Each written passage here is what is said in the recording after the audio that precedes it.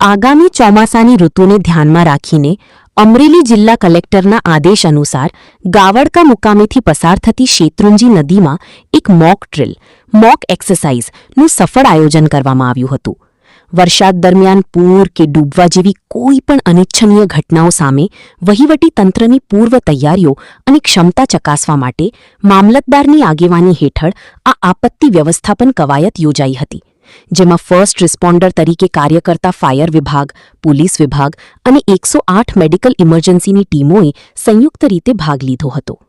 આ મોકડ્રીલ દરમિયાન નદીમાં 2 વ્યક્તિઓ ડૂબી રહ્યા હોવાનો કોલ મળતા જ ફાયર ફાઇટરની ટીમ તાત્કાલિક ઘટના સ્થળે પહોંચી હતી અને નદીમાંથી બંને લોકોને હેમખેમ બહાર કાઢ્યા હતા. ત્યારબાદ 108 એમ્બ્યુલન્સ મારફતે તેઓને પ્રાથમિક સારવાર આપી હોસ્પિટલ ખસેડવાની કામગીરીનું જીવંત નિદર્શન કરવામાં આવ્યું હતું.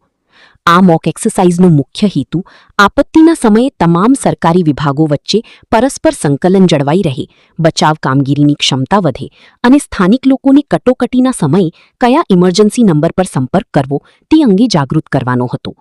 આ પ્રસંગે વિવિધ વિભાગના અધિકારીઓ, કર્મચારીઓ અને ગ્રામજનો ઉપસ્થિત રહ્યા હતા. રિપોર્ટર મૌલિક દોશી, અમરેલી.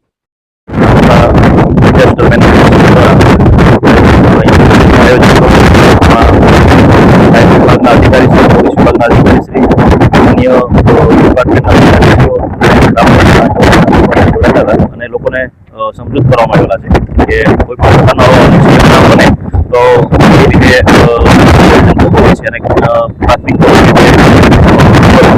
નંબરો કયા કયા પ્રકારના એ બાબતે અવગત કરવામાં આવે છે અને ભવિષ્યમાં તો તમામ વિભાગો પણ વાકેફ થઈ શકે એ માટે આજે આ આયોજન કરવામાં આવ્યું. આજરોજ મહેરબાન કલેક્ટર સાહેબ શ્રીના આદેશ અનુસાર ગાવડકા મુકામે એક મોકડ્રીલનું આયોજન કરવામાં આવેલું હતું. આવનાર વર્ષા ઋતુના સમયગાળાની અંદર જો કોઈ ડૂબવાના કેવી કોઈ અનિચ્છનીય ઘટનાઓ બને છે તો તેને કેવી રીતના પહોંચી વળાય તેના અનુસંધાને ફાયર વિભાગ, પોલીસ વિભાગ અને મેડિકલ ઇમરજન્સી 108ની ટીમ કેવી રીતના કાર્ય કરે છે તેનું નિદર્શન કરવા માટે થઈ અને મામલતદાર સાહેબ શ્રીની આગેવાની હેઠળ આ સંપૂર્ણ મોકડ્રીલનું આયોજન કરવામાં આવેલું હતું.